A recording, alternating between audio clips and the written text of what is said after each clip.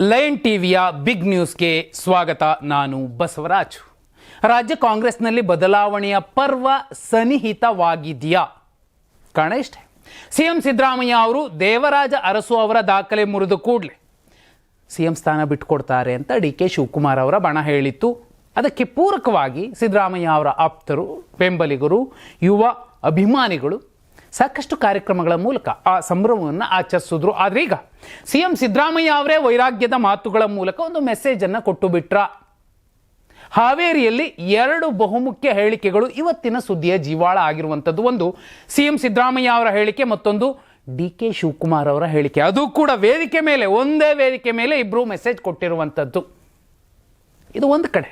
ಮತ್ತೊಂದು ಕಡೆ ಮಹಾರಾಷ್ಟ್ರ ರಾಜಕಾರಣದಲ್ಲಿ ಅಲ್ಲೋಲ ಕಲ್ಲೋಲ ಆಗ್ತಿದೆ. ಶಿವಸೇನೆ ವಿರುದ್ಧ ಮಹಾಮೈತ್ರಿ ಶುರುವಾಗಿದೆ. ಏನೆಲ್ಲ ಪ್ರಮುಖ ಸುದ್ದಿಗಳಿದ್ದಾವೆ ಅದನ್ನು ಒಂದೊಂದಾಗಿ ನೋಡೋಣ ಬನ್ನಿ. ಒಂದನೇ ಸುದ್ದಿ, ಸಿಎಂ ಸಿದ್ದರಾಮಯ್ಯ ಅವರು ವೈರಾಗ್ಯದ ಮಾತುಗಳನ್ನಾಡುವ ಮೂಲಕ ಮಹತ್ವದ ಸುಳಿವೊಂದನ್ನು ಏನಾದರೂ ಬಿಟ್ಟು ಕೊಟ್ರ, ನಾಯಕತ್ವ ಬದಲಾವಣೆ ಬಗ್ಗೆ ಪರೋಕ್ಷವಾಗಿ ಹೇಳಿಕೆ ನೀಡಿದ್ರ? ಇಷ್ಟೆಲ್ಲ ಅನುಮಾನಗಳಿಗೆ ಕಾರಣವಾಗಿರುವಂಥದ್ದು. ಹಾವೇರಿಯಲ್ಲಿ ಸುದ್ದಿಗಾರರೊಂದಿಗೆ ಮಾತನಾಡುತ್ತಾ, ಜನರ ಆಶೀರ್ವಾದದಿಂದ ಇಲ್ಲಿಯವರೆಗೆ ಬಂದಿದ್ದೀನಿ, ಇನ್ನು ಎಷ್ಟು ದಿನ ಇರ್ತೀವೋ ಗೊತ್ತಿಲ್ಲ, ನನ್ನ ಆಡಳಿತ ತೃಪ್ತಿ ಇದೆ ಅಂತ ಸಿದ್ದರಾಮಯ್ಯ ಅವರು ಹೇಳಿಕೆ ಕೊಟ್ಟಿರುವಂಥದ್ದು. ಅದರರ್ಥ ಜನರಲ್ ಆಗಿ ಸಿದ್ದರಾಮಯ್ಯ ಅವರು ಹೇಳಿಕೆ ಕೊಟ್ಟಿರಬಹುದು. ಮತ್ತೊಂದು, ಏನು ಅಧಿಕಾರ ಹಂಚಿಕೆ ಒಪ್ಪಂದ ಆಗಿದೆ ಅನ್ನೋ ಒಂದು ಪಿಯಾ ಸ್ಟಂಟ್ ನರೇಟಿವ್ ಇತ್ತು. ಆ ನರೇಟಿವ್ಗೆ ಪೂರಕವಾಗಿ ಒಂದು ಹೇಳಿಕೆ ಕೊಡೋ ಮೂಲಕ ಇಡೀ ದಿನವನ್ನು ಸಿದ್ದರಾಮಯ್ಯ ಅವರು ತಮ್ಮ ದಿನವನ್ನಾಗಿ ಮಾಧ್ಯಮಗಳನ್ನು ಆಕ್ರಮಿಸಿಕೊಂಡಂತೆ ಕಾಣ್ತಿದೆ. ಇದರಲ್ಲಿ ತೀರಾ ದೊಡ್ಡ ವ್ಯತ್ಯಾಸಗಳೇನಿರಲಿಕ್ಕಿಲ್ಲ. ಸುಲಭಕ್ಕೆ ಅವರು ಸಿಎಂ ಸ್ಥಾನದಿಂದ ಇಳಿಯೋದಿಲ್ಲ. ಇಷ್ಟು ದಿನ ಸಿದ್ದರಾಮಯ್ಯ ಅವರ ಜಾಗಕ್ಕೆ ಯಾರಪ್ಪ? ಡಿ.ಕೆ. ಶಿವಕುಮಾರ್ ಅಂತೀರ. ಆದ್ರೆ ಈಗ ದೇವರಾಜ ಅರಸು ಅವರ ದಾಖಲೆಯನ್ನು ಮುರಿದಂತಹ ನಾಯಕನ ಜಾಗಕ್ಕೆ ಆಲ್ಟರ್ನೇಟಿವ್ ಯಾರಿದ್ದಾರೆ? ಯಾರೂ ಇಲ್ಲ. ಇದೇ ವಿಚಾರ ಇನ್ನು ಮುಂದೆ ಚರ್ಚೆ ಆಗತ್ತೆ. ಈ ಮೂಲಕ ಡಿ.ಕೆ. ಶಿವಕುಮಾರ್ ಅವರು ಸಿಎಂ ಸ್ಥಾನಕ್ಕೆ ಬಂದು ಕೂರ್ತಾರೋ ಬಿಡ್ತಾರೋ, ಹೈಕಮಾಂಡ್ ಹೇಳಿದೆಯೋ ಬಿಟ್ಟಿದೆಯೋ, ಆದರೆ ಸಿದ್ದರಾಮಯ್ಯ ಅವರನ್ನು ಆ ಜಾಗದಿಂದ ಇಳಿಸೋದು ಸುಲಭದ ಮಾತಲ್ಲ. ಅವನ ತಂಟೆಗೆ ಹೋಗಬೇಡಿ ಸಾರ್ ಅಂತ ಯಾವುದೋ ಸಿನಿಮಾ ಡೈಲಾಗ್ ಇದೆಯಲ್ಲ, ಆ ಥರ ಆಗ್ಬಿಡುತ್ತೆ. ಸಿದ್ದರಾಮಯ್ಯನ ತಂಟೆಗೆ ಹೋಗೋದೇ ಬೇಡ. ಪಾಪ ದೇವೇಗೌಡರು, ಕುಮಾರಸ್ವಾಮಿಯವರು ಹೇಳಿಬಿಟ್ರು, ನಮಗೆ ಗೊತ್ತಿದೆ ಅವ್ರು ಇಲ್ಲಿದ್ದವರು ಏನಾಗತ್ತೆ, ಏನು ಮಾಡ್ತಾರೆ ಅಂತ. ಅದೇ ಆಗ್ತಿದೆ. ಎರಡನೇ ಸುದ್ದಿ, word power is world power. ಹೀಗಂತ ಹಾವೇರಿ ಕಾರ್ಯಕ್ರಮದಲ್ಲಿ ಮತ್ತೊಮ್ಮೆ ಡಿ.ಸಿ.ಎಂ ಡಿ.ಕೆ. ಶಿವಕುಮಾರ್ ಪುನರುಚ್ಚಾರ ಮಾಡಿದ್ದಾರೆ. ಸಿಎಂ ಸಿದ್ದರಾಮಯ್ಯ ಎದುರೇ ಕೊಟ್ಟ ಮಾತು ಉಳಿಸಿಕೊಳ್ಳುವ ಬಗ್ಗೆ ಮಾತನಾಡಿದ್ದಾರೆ. ನುಡಿದಂತೆ ನಡೆದುಕೊಳ್ಳಬೇಕು, ಆಗ ಮಾತ್ರ ನಾಯಕರೆಂದು ಎನಿಸಿಕೊಳ್ಳಲು ಸಾಧ್ಯ.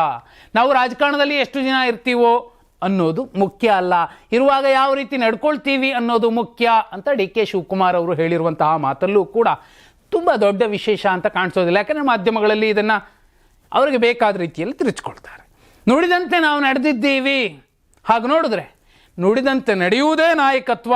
ಸಿದ್ದರಾಮಯ್ಯ ಅವರು ಆ ಕೆಲಸ ಮಾಡಿದ್ದಾರೆ, ನಮ್ಮ ಸರ್ಕಾರ ಆ ಕೆಲಸ ಮಾಡಿದೆ, ನಾವು ಮಾಡಿದ್ದೀವಿ.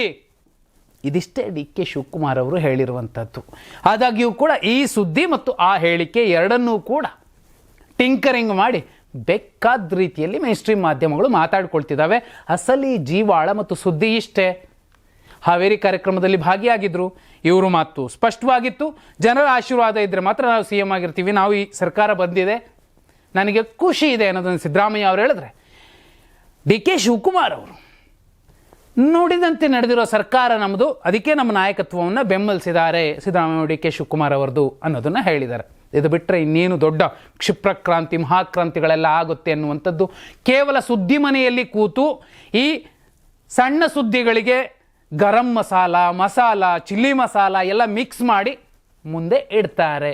ಅದನ್ನು ಎಷ್ಟು ಬೇಕೋ ಅಷ್ಟು ಟೇಸ್ಟ್ ಮಾಡಬೇಕು, ಇಲ್ಲ ಅಂದರೆ ಒಗಡಾಗತ್ತೆ ಅಷ್ಟೇ. ಮೂರನೇ ಸುದ್ದಿ, ಮಹಾರಾಷ್ಟ್ರದ ಥಾಣೆ ಜಿಲ್ಲೆಯ ಅಮರ್ನಾಥ್ ಪುರಸಭೆಯಲ್ಲಿ ಬದ್ಧ ವೈರಿಗಳಾದ ಬಿಜೆಪಿ ಮತ್ತು ಕಾಂಗ್ರೆಸ್ ಸದಸ್ಯರು ಚುನಾವಣೋತ್ತರ ಮೈತ್ರಿ ಮಾಡಿಕೊಂಡಿದ್ದಾರೆ.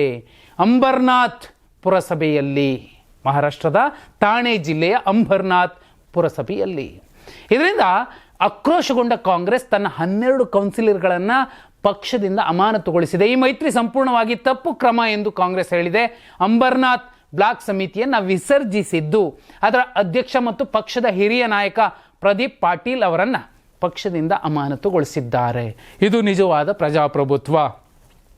ನೀವು ಪಕ್ಷಗಳು, ನಿಮ್ಮ ಸಿದ್ಧಾಂತಗಳು, ನಿಮ್ಮ ಮಣ್ಣು ಮಸಿಗಳು, ನಿಮ್ಮ ಇನ್ನೆಲ್ಲ ವಿಚಾರಧಾರೆಗಳು ತೆಗೆದೆಸೀರಿ. ಆ ಜನಕ್ಕೆ ಸ್ಥಳೀಯವಾಗಿ ಏನು ಬೇಕೋ, ಎಂತಹ ನಾಯಕತ್ವ ಬೇಕೋ ಅದನ್ನು ತಗೋತಾರೆ. ಅದು ಈ ಸಂವಿಧಾನ ಕೊಟ್ಟಂತಹ ಹಕ್ಕು, ಕೊಟ್ಟಂತಹ ಶಕ್ತಿ. ಅದನ್ನು ಬೇಕಾದಂಗೆ ತಗೋತಾರೆ. ನೀವು ಪಕ್ಷದಿಂದನಾದರೂ ಉಚ್ಚಾಟನೆ ಮಾಡಿ, ನಾಳೆ ಇವರೇನೆ ಪ್ರತ್ಯೇಕವಾಗಿ ಇನ್ನೊಂದು ಸಿಂಬಲಲ್ಲಿ ಗೆದ್ದು ಬರ್ತಾರೆ, ಅವ್ರ ಪಾಡ್ಗೆ ಅವ್ರು ಆಗ್ತಾರೆ. ನಾವು ಇಲ್ಲಪ್ಪ ಕೇಸರಿ ಬಣ್ಣನೇ ನಮ್ಮದು ಸರಿ, ನೀಲಿ ಬಣ್ಣನೇ ನಮ್ಮದು ಸರಿ ಅಂತ ನೀವು ಕಿತ್ತಾಡ್ಕೊಂಡ್ರೆ ಕಿತ್ತಾಡ್ಕೊಳ್ಳಿ. ನಿಮಗೆ ಪಕ್ಷಗಳು ಅನ್ನುವಂತಹ ಒಂದು ಉಮೇದಿರುತ್ತೆ, ಅವರಿಗೆ ಪ್ರಜಾಪ್ರಭುತ್ವ ಅನ್ನೋ ಒಂದು ಶಕ್ತಿ ಇರುತ್ತೆ, ಅವ್ರಿಗೆ ಬೇಕಾದಂತಹ ಸರ್ಕಾರಗಳನ್ನು ಅವರು ರಚಿಸ್ಕೋತಾರೆ. ಅದಕ್ಕೆ ಲೋಕಲ್ ಪಾಲಿಟಿಕ್ಸ್ ತುಂಬ ಇಂಪಾರ್ಟೆಂಟ್ ಆಗುತ್ತೆ. ಆದಾಗ್ಯೂ ಕೂಡ ಎರಡೂ ಪಕ್ಷಗಳಿಗೆ ಇದೊಂದು ಮುಜುಗರದ ಸಂಗತಿ ಆಗಿರುವಂಥದ್ದು. ಸಿಂಬಲ್ಗಳ ಅಡಿಯಲ್ಲಿ ರಾಜಕಾರಣ ಮಾಡೋದ್ರಿಂದಲೇ ಇದು ಕಚ್ಚಾಡಿ ಸಾಯುವಂತಹ ಸ್ಥಿತಿಗೆ ರಾಜಶೇಖರ ರೆಡ್ಡಿದಾಯ್ತಲ್ಲ ಬಳ್ಳಾರಿಯಲ್ಲಿ, ಅಲ್ಲಿಗೆ ತಂದು ನಿಲ್ಲಿಸಿದೆ. ಸಿಂಬಲ್ಗಳೇ ಇಲ್ಲಲ್ರಿ, ನೀವು ನಾಯಿ ಸಿಂಬಲ್ಲು, ಕುರಿ ಸಿಂಬಲ್ಲು, ಮತ್ತೊಂದು ಸಿಂಬಲ್ ಇಟ್ಕೊಂಡು ಗೆಲ್ರಿ ಅಂದರೆ ಯಾವುದೂ ಇರೋದಿಲ್ಲ. ಅವನವನ ವೈಯಕ್ತಿಕ ವರ್ಚಸ್ಸಿನ ಮೇಲೆ ಅವನವನ ಸರ್ಕಾರ ಬರುತ್ತೆ ಅಷ್ಟೆ. 4ನೇ ಸುದ್ದಿ, ಬಿಜೆಪಿ ಕಾಂಗ್ರೆಸ್ ಮೈತ್ರಿ ವಿರುದ್ಧ ಮಹಾರಾಷ್ಟ್ರ ಸಿಎಂ ದೇವೇಂದ್ರ ಫಡ್ನವೀಸ್ ಅಸಮಾಧಾನ ಹೊರಹಾಕಿದ್ದಾರೆ. ಇಂತಹ ಒಪ್ಪಂದ ಸ್ವೀಕಾರಾರ್ಹವಲ್ಲ ಎಂದು ಕರೆದಿದ್ದಾರೆ ಮತ್ತು ಅಂಬರ್ನಾಥ್ನಲ್ಲಿ ಸ್ಥಳೀಯ ಮಟ್ಟದಲ್ಲಿ ತೆಗೆದುಕೊಂಡ ನಿರ್ಧಾರವನ್ನು ಸರಿಪಡಿಸಲಾಗುವುದು. ಕಾಂಗ್ರೆಸ್ ಜೊತೆ ಯಾವುದೇ ಮೈತ್ರಿ ಇರುವುದಿಲ್ಲ ಎಂದು ಫಡ್ನವೀಸ್ ಹೇಳಿದ್ದಾರೆ. ಇನ್ನು ಏಕನಾಥ್ ಶಿಂದೆ ನೇತೃತ್ವದ ಶಿವಸೇನೆ ಅಧಿಕಾರಕ್ಕೆ ಬರುವುದನ್ನು ತಡೆಯಲು ಬಿಜೆಪಿ ಮತ್ತು ಕಾಂಗ್ರೆಸ್ ಕೈ ಜೋಡಿಸಿವೆ ಎಂದು ವರದಿಯಾಗಿದೆ. ಈ ಕ್ರಮವು ಮಹಾರಾಷ್ಟ್ರ ರಾಜ್ಯದಲ್ಲಿ ರಾಜಕೀಯ ಉದ್ವಿಗ್ನತೆಯನ್ನು ಹೆಚ್ಚಿಸಿದೆ. ಈಗ ಅಗಾಡಿ ಎಷ್ಟು ಸ್ಟ್ರಾಂಗ್ ಆಗುತ್ತೆ, ಅಗಾಡಿಯ ಎದುರಲ್ಲಿದ್ದಂತಹ ಬಿಜೆಪಿ, ಶಿವಸೇನೆ, ಏಕನಾಥ್ ಶಿಂದೆ ಶಿವಸೇನೆ ಬಣಗಳು ಎಷ್ಟರ ಮಟ್ಟಿಗೆ ಒಗ್ಗಟ್ಟಿನಿಂದ ಇದ್ದಾವೆ ಅನ್ನೋದು ಗೊತ್ತಾಗತ್ತೆ.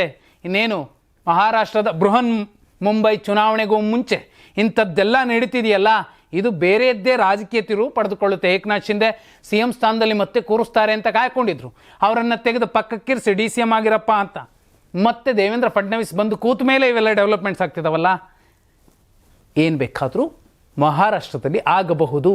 5ನೇ ಸುದ್ದಿ, ಮಹಾರಾಷ್ಟ್ರದ ಅಂಬರ್ನಾಥ್ ಪುರಸಭೆಯಲ್ಲಿ ಕಾಂಗ್ರೆಸ್ ಜೊತೆ ಬಿಜೆಪಿ ಕೈ ಜೋಡಿಸಿರುವ ಅಕೋಟ್ ಮುನ್ಸಿಪಲ್ ಕೌನ್ಸಿಲ್ನಲ್ಲಿ AMI ಜೊತೆ ಕೂಡ ಮೈತ್ರಿ ಮಾಡಿಕೊಂಡಿದ್ದು ಮತ್ತೊಂದು ಅಚ್ಚರಿಗೆ ಕಾರಣವಾಗಿದೆ. AMI ಅಂದರೆ ಕೂಡ, MIM ಅಂದರೆ ಕೂಡ ಮಸಿಯೋ ಥರ ಹಲ್ಲಲ್ಲಿ ಕಡಿಯುವಂತಹ ಬಿಜೆಪಿ ಅದೇ ಪಕ್ಷದ ಜೊತೆಯಲ್ಲಿ ಮೈತ್ರಿ ಮಾಡಿಕೊಂಡಿರುವಂಥದ್ದು ಕೂಡ ಅಚ್ಚರಿಯ ಸಂಗತಿ.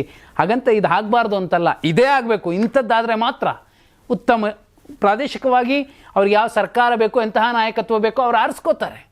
ನಿಮ್ಮ ಸಿಂಬಲ್ಲುಗಳು, ನಿಮ್ಮ ಮಣ್ಣು ಮಸಿಗಳು ಪಕ್ಕಕ್ಕೆ ಸೇರಿ, ಮತ ಮುಖ್ಯವಾದದ್ದು, ಸಂವಿಧಾನ ಕೊಟ್ಟಿರುವಂಥದ್ದು. ಸಂವಿಧಾನದತ್ತವಾಗಿ ಬಾಬಾ ಸಾಹೇಬರು ಕೊಟ್ಟಂತಹ ಎಲ್ಲ ಹಕ್ಕುಗಳನ್ನು ಯಾರು ಬೇಕಾದ್ರೂ ಬಳಸ್ಕೋಬಹುದು. ಇವರು ಪಕ್ಷ ಅದು ಇದು ಅಂತ ಅವರನ್ನು ಕಿತ್ತಾಕಬಹುದು.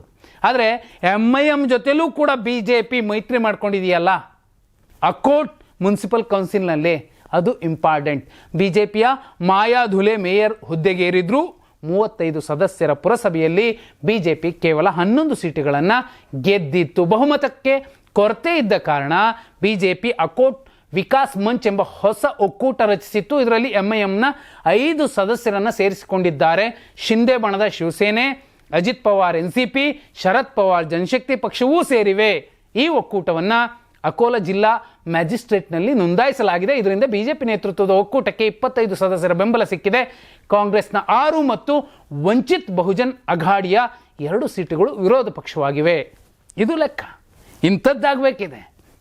ಆಗಲೇ ನೋಡಿ, ಈ ಪಕ್ಷಗಳ ಹೆಸರಿನಲ್ಲಿ ಇವರ ರಕ್ತ ರಾಜಕಾರಣಗಳು, ಹೊಲಸು ರಾಜಕಾರಣಗಳು, ಕಚಡಾತನದ ರಾಜಕಾರಣಗಳು ಎಲ್ಲವೂ ಕೂಡ ಬೆಂಕಿಗೆ ಹಾಕ್ದಂಗೆ ಆಗತ್ತೆ. ಆಗಲೇ ಪ್ರಾಮಾಣಿಕರು, ಬುದ್ಧಿವಂತರು ಅಥವಾ ನಿಷ್ಠರೋ, ಸಮಾಜ ಕಟ್ಟುವಂತಹವರು ಅಥವಾ ಸಮಾಜಗಳ ಮಧ್ಯೆ ಬೆಂಕಿ ಹಚ್ಚುವಂತಹ ಭ್ರಷ್ಟರು, ಕಚಡಗಳ ಬದಲಿಗೆ ಬೆಸೆಯುವಂತಹ ಜನ ಬಂದುಬಿಟ್ರೆ ಆಗ ಜಾತಿ ವ್ಯವಸ್ಥೆನೂ ಹಾಳಾಗೋಗುತ್ತೆ.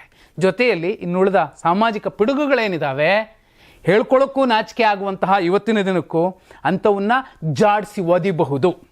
6ನೇ ಸುದ್ದಿ, ಇಂದು ಕೂಡ ಬಳ್ಳಾರಿಯಲ್ಲಿ ಗಂಗಾವತಿ ಶಾಸಕ ಗಾಲಿ ಜನಾರ್ದನ್ ರೆಡ್ಡಿ ಮತ್ತು ಶ್ರೀರಾಮುಲು ಜಂಟಿ ಸುದ್ದಿಗೋಷ್ಠಿ ನಡೆಸಿದ್ದಾರೆ. ಕಾಂಗ್ರೆಸ್ ಕಾರ್ಯಕರ್ತರ ಸಾವಿಗೆ ಭರತ್ ರೆಡ್ಡಿಯೇ ಕಾರಣ ಎಂದು ಗಂಭೀರ ಆರೋಪ ಮಾಡಿದ್ದಾರೆ ಹಾಗೂ ವಿಡಿಯೋ ಸಾಕ್ಷಿಗಳನ್ನು ರಿವೀಲ್ ಮಾಡಿದ್ದಾರೆ. ಚಾನಾಳ್ ಶೇಖರ್ ಕೊಲೆ ಮಾಡಲು ಸಂಚು ರೂಪಿಸಲಾಗಿತ್ತು. ಲಿಂಗಾಯತ ಮುಖಂಡರಾದ ಹಿನ್ನೆಲೆ ದೊಡ್ಡ ಗಲಾಟೆ ಮಾಡಲು ಪ್ಲಾನ್ ಮಾಡಲಾಗಿತ್ತು. ಆದರೆ ರಾಜಶೇಖರ್ ಕೊಲೆ ಆಯಿತು, ಭರತ್ ರೆಡ್ಡಿ ಎದುರೇ ಕೊಲೆ ಆಯಿತು, ದುರ್ಯೋಧನನ ದುರಂಕಾರ ಬಂದಿದೆ ಎಂದು ಗುಡುಗಿರುವಂಥದ್ದು. ಇಲ್ಲಿ ಯಾರೂ ಸಾಕ್ಷ್ಯಗಳಿಲ್ಲ. ಎರಡೂ ಕಡೆಯವ್ರದ್ದು ಸಾಕಷ್ಟು ತಪ್ಪಿದೆ ಅಂತ ಮಾಧ್ಯಮಗಳೇ ತೋರಿಸ್ತಿದ್ದಾವೆ ಸಾಕ್ಷ್ಯಗಳನ್ನು, ವಿಡಿಯೋ ಸಾಕ್ಷ್ಯಗಳನ್ನು. ಅದರಲ್ಲೂ ಗಲಾಟೆಯ ಸಂದರ್ಭ ಸೋಮಶೇಖರ್ ರೆಡ್ಡಿ ಅವರು ಎಂಟ್ರಿ ಕೊಟ್ಟಿದ್ರು ಅನ್ನುವಂತಹ ವಿಡಿಯೋಗಳು, BJP ಕಾರ್ಯಕರ್ತೆ ಒಬ್ಬರು ಬಂದು ತೊಡೆ ತಟ್ಟಿ ಕಾರದ ಪುಡಿ ಇರ್ತಾರೆ, ಆ ನಂತರದಲ್ಲಿ ಲಾಠಿ ಚಾರ್ಜ್ ಆಗುತ್ತೆ. ಪೊಲೀಸರು ಎದುರಲ್ಲಿ ಇವನ್ನೆಲ್ಲ ಮಾಡಿರುವಂಥದ್ದು BJP ಕಾರ್ಯಕರ್ತರು. ಹಾಗಂತ ರಾಜಶೇಖರ್ ರೆಡ್ಡಿಯನ್ನು ಕೊಂದಿದ್ದು BJP ಅವರು ಮತ್ತೊಬ್ಬರು ಅಂತ ಅಲ್ಲ. ತಪ್ಪು ಯಾರೇ ಮಾಡಿದ್ರು ಒದಿಬೇಕು, ಅವ್ರನ್ನ ಒದ್ದು ಒಳಗಾಕ್ಬೇಕಿದೆ. ಈ ನೆಲದ ಕಾನೂನುಗಳು ಅದನ್ನೇ ಮಾಡ್ತವೆ. ಆ ಲೆಕ್ಕಕ್ಕೆ ಬಂದರೆ ಇವತ್ತು ದಿನ ಕೂಡ ಒಂದು ಸಾರಿಸುವಂತಹ ಪ್ರಯತ್ನಗಳು, 30 ಬುಲೆಟ್ ಸಿಗುತ್ತೆ ಇನ್ನೂ ಅಂತ ನಿನ್ನೆನೂ ಮೊನ್ನೆನೂ ಹೇಳಿದ್ದಾರೆ. ಸಿಕ್ಕಿದ್ದೆ 3, ಇನ್ನೂ 5 ಬುಲೆಟ್ ದೇಹದಲ್ಲಿದ್ವು ಅಂತ ಈಗ ಹೊಸದೊಂದು ಕಥೆಯನ್ನು ಹೇಳ್ತಿದ್ದಾರೆ.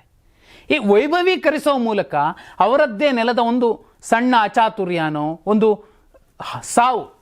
ಸಾವೇ ಅದು ಅಚಾತುರ್ಯ ಅಂತಲೇ ಹೇಳಕ್ಕಾಗೋದಿಲ್ಲ. ಅಂತಹ ಪ್ರಕರಣವನ್ನು ತಿಳಿಗೊಳಿಸುವ ಪ್ರಯತ್ನ ಮಾಡುವುದು. 30 ವರ್ಷ ಮಣ್ಣೂರಕ್ಕೆ ರಾಜಕಾರಣ ಮಾಡಬೇಕಿತ್ತ ಇವರೆಲ್ಲ. 33 ವರ್ಷದ ಯಾವುದೋ ಹುಡುಗ MLA ಆದ ಕೂಡಲೇ ಆ ಥರದಲ್ಲಿ ಮಾಡಿದ್ದಾನೆ, ನಾಳೆ ಅವನಿಗೆ ಗೊತ್ತಾಗತ್ತೆ, ಜನ ಪಾಠ ಕಲಿಸ್ತಾರೆ. ನೀವು 30 ವರ್ಷ ಮಣ್ಣುತ್ತಿದ್ದೇನಕ್ಕೆ ಗೆಣಸ್ಕಿತ್ತಕ ಅವರು ಕೇಳ್ಬೋದಲ್ಲ. ಈಗ ಕಾಂಗ್ರೆಸ್ ಆಗಲಿ BJP ಆಗಲಿ ಬರೀ ಇಂತಹ ಸಾವಿನ ಮೇಲಿನ ರಾಜಕಾರಣ ಮಾಡ್ಕೊಂಡು ಕೂತ್ಕೊಂಡ್ರೆ ನಾಳೆ ಯಾವ ಜನ ಇಷ್ಟಪಡ್ತಾರೆ ನಿಮ್ಮನ್ನು? ಇವ್ರು ಬಂದರು ಅಷ್ಟೇ, ಇವ್ರು ಬಂದರು ಅಷ್ಟೇ, ಏನಕ್ಕೆ ಗೆಲ್ಲಿಸ್ಬೇಕು? ಬೇರೆ ಪಕ್ಷಗಳಿಗೆ ಮಣೆ ಹಾಕ್ತಾರಪ್ಪ. 7ನೇ ಸುದ್ದಿ, ಬಳ್ಳಾರಿ ಕಾರ್ಯಕರ್ತನ ಹತ್ಯೆ ಕೇಸ್ನಲ್ಲಿ ಗುಬ್ಬಿ ಮೇಲೆ ಬ್ರಹ್ಮಾಸ್ತ್ರ ಬಿಡಲಾಗ್ತಿದೆ. ಹಿಂದೂ ಕಾರ್ಯಕರ್ತರು ಸರ್ಕಾರದ ವಿರುದ್ಧ ಮಾತನಾಡಿದರೆ ಬಂಧಿಸ್ತಾರೆ, ಸಾಕ್ಷಿ ಇದ್ರೂ ಭರತ್ ರೆಡ್ಡಿಯನ್ನು ಏಕೆ ಬಂಧಿಸಿಲ್ಲ ಎಂದು ಮಾಜಿ ಸಚಿವ ಶ್ರೀರಾಮುಲು ಪ್ರಶ್ನಿಸಿದ್ದಾರೆ. ಶಾಸಕ ಭರತ್ ರೆಡ್ಡಿ, ಸತೀಶ್ ರೆಡ್ಡಿ ಅವರ ಬೆಂಬಲಿಗರ ಬಂಧನವಾಗಬೇಕು, ಬಂಧಿಸದೇ ಇದ್ದರೆ ಸರ್ಕಾರಕ್ಕೆ ಕೆಟ್ಟ ಹೆಸರು ಬರುತ್ತದೆ. ಕೇವಲ BJPಯ ಕಾರ್ಯಕರ್ತರ ಬಂಧನವಾಗಿದೆ, ನಮ್ಮ ಅಕ್ಕ ತಂಗಿಯ ಹೆಸರನ್ನೂ ಉಲ್ಲೇಖ ಮಾಡಿದ್ದಾರೆ ಅಂತ ಶ್ರೀರಾಮುಲು ಕಿಡಿಕಾರಿದ್ದಾರೆ. ಶ್ರೀರಾಮುಲು ಅವರು ಹೇಳಿದ್ದಾರೆ. ಆದರೆ ವಾಸ್ತವ ಏನಂದರೆ 26 ಜನರನ್ನು ಬಂಧಿಸಿದ್ದಾರೆ. ಅದರಲ್ಲಿ 10 ಜನ BJP ಅವರಿದ್ದರೆ 13-14 ಜನ ಕಾಂಗ್ರೆಸ್ನವರಿದ್ದಾರೆ. ಒಬ್ಬ ಹಿರಿಯ ನಾಯಕರು, ಮಾಜಿ ಸಚಿವರು ಆ ಬಂಧನದ ಮಾಹಿತಿಯನ್ನು ಕೂಡ ತಪ್ಪಾಗಿ ಹೇಳೋ ಮೂಲಕ ಅಲ್ಲೂ ಹಿಂದುತ್ವ ತಗೋರ್ಬೇಕಾ? ಯಾವುದೋ ಒಂದು ಸಾವಾಗಿದ್ರೆ ಸತ್ತವನು ಹಿಂದೂನೇ, ಕರೆಕ್ಟ್ ಸ್ವಾಮಿ, ಮನುಷ್ಯ ಅವನು ಮೊದಲು. ಅಲ್ಲೂ ಹಿಂದುತ್ವ, ಎಲ್ಲ ಕಡೆನೂ ಸಾವಾದ ಕೂಡಲೇ ಹಿಂದುತ್ವನ ನಮ್ಮ ಮನೇಲಿ ನಾವು ಇಟ್ಕೊಳ್ಳೋಣ. ಇನ್ನುಳಿದ ಧರ್ಮೀಯರಿಗಿಂತ ಕಟ್ಟರ್ಗಳಾಗಿ ನಮ್ಮ ಆಚರಣೆಗಳನ್ನು ಪಾಲಿಸೋಣ, ಇಲ್ಲ ಅಂತಲ್ಲ. ಸಂವಿಧಾನ ಸಾಮಾಜಿಕವಾಗಿ ನಮ್ಮ 3 ಬೀದಿಗಳಲ್ಲಿ ಕಾಣಿಸ್ಕೋಬೇಕು. ಸಂವಿಧಾನ ಆ ಮೂಲಕ ಸಾಮಾಜಿಕ ಸಮಸ್ಯೆಗಳನ್ನೇ, ಪಿಡುಗುಗಳನ್ನು ಕಿತ್ತು ಒಗಿಬೇಕು. ಒಬ್ಬ ವಾಲ್ಮೀಕಿ ಮಹರ್ಷಿಯ ಫೋಟೋ ಇದ್ದ ಕಾರಣಕ್ಕೋಸ್ಕರ ಇಷ್ಟೆಲ್ಲ ಜಗಳ ಆಯಿತು ಅನ್ನೋದು ಒಂದು ಸಾಮಾನ್ಯ ಪರಿಜ್ಞಾನ. ರಾಮುಲು ಅವರು ಹಾಗೆ ನೋಡಿದ್ರೆ ಅವತ್ತು ಹೇಳಬೇಕಿತ್ತು, ಬಿಡ್ರಿ ಒಂದು 3 ದಿನ ತಾನೇ ಬಿಟ್ಬಿಡ್ರಿ, ಇರಲಿ ನಮ್ಮ ಅಜ್ಜೋರ್ದು, ಆಮೇಲೆ ಬೇಕಾದ್ರೆ ನಾನೇ ತೆಗೆಸ್ತೀನಿ ಅಂತ ಹೇಳಿದರೆ ಇಷ್ಟು ಗಲಾಟಿನೂ ಆಗ್ತಿರ್ಲಿಲ್ಲ. ಅದು ಬಿಟ್ಟು ಅಲ್ಲೂ ಹಿಂದುತ್ವ ಅನ್ನೋದಾಗಿದ್ದರೆ, ಒಬ್ಬ ಮಹರ್ಷಿ ರಾಮನಿಗೆ ದೊಡ್ಡ ಸ್ಥಾನವನ್ನು ಕೊಟ್ಟು ಮಹಾಕಾವ್ಯ ಬರೆದಂತಹ ಮಹರ್ಷಿ, ಅವ್ರ ಫೋಟೋ ಜೊತೆಲಿ ಎಲ್ಲೋ ಕಾಲು ಬುಡದಲ್ಲಿ ಒಂದು 4 ಜನದ್ದು ಇದ್ದಾರೆ ಅಂದರೆ ಕಿತ್ತು ಬಿಸಾಕಣ ಹೋದ್ರೋಲಿ. ಮಹರ್ಷಿಗಳದಿತ್ತಲ್ಲ, ಅಲ್ಲಾದ್ರೂ ಅಲ್ಲಿ ಹಿಂದುತ್ವ ಇತ್ತಾ? ಅಲ್ಲೇ ಕಾಣಿಸ್ಲಿಲ್ಲ.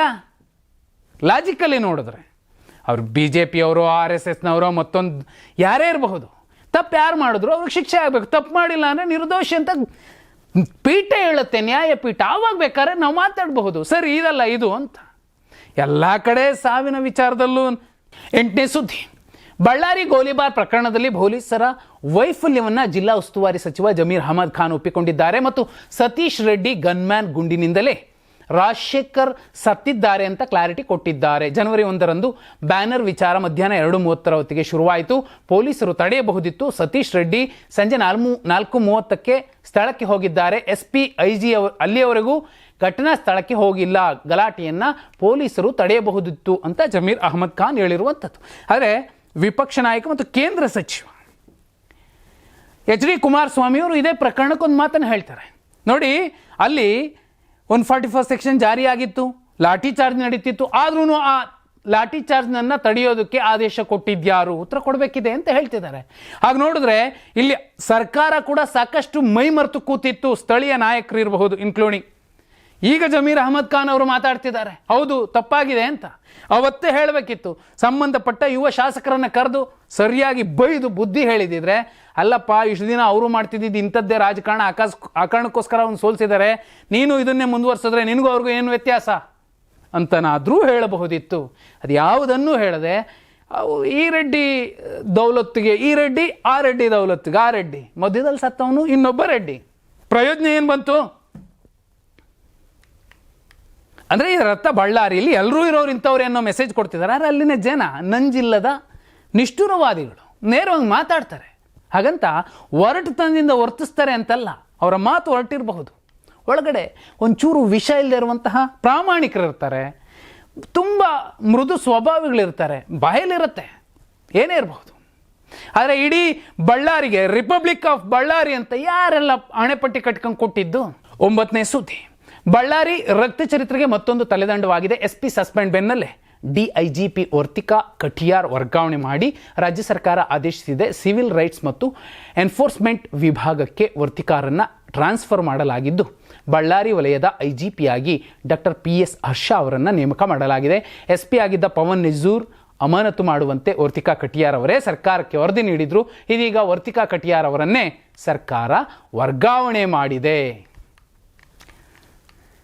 ಇಲ್ಲಿ ಯಾರ್ಯಾರ ತಪ್ಪಿದೆಯೋ ಏನೇನಿದೆಯೋ ಗೊತ್ತಿಲ್ಲ, ಆದರೆ ಸಂಬಂಧಪಟ್ಟ ಪೊಲೀಸ್ ಅಧಿಕಾರಿಗಳು ಅವರ ಶ್ರಮ, ಅವರು ಎಷ್ಟು ಸಾಧ್ಯನೋ ಅಷ್ಟು ಪ್ರಾಮಾಣಿಕವಾಗಿ ಕೆಲಸ ಮಾಡ್ತಿರ್ತಾರೆ. ಕೆಲಸರಿ ಇವ್ರು ಯಾರೋ ಬಂದು ಹೇಳಿದ್ರು ಅಂತ ಇವ್ರಿಗೂ ಸರ್, ಅವ್ರು ಯಾರೋ ಬಂದರೆ ಅವ್ರಿಗೂ ಸರ್, ಪಾಪ ಅವ್ರನ್ನ ಈ ಗಾಣದ ಎತ್ತುಗಳ ರೀತಿಯಲ್ಲಿ ಹಿಂಗೂ ತಿರುಗು ಹಂಗೂ ತಿರುಗು ಅಂತ ಇವರೇ ಹೇಳಿ ಇವರೇ ಟ್ರಾನ್ಸ್ಫರ್ ಮಾಡಿ ಬಿಸಾಕ್ಬಿಡ್ತಾರೆ.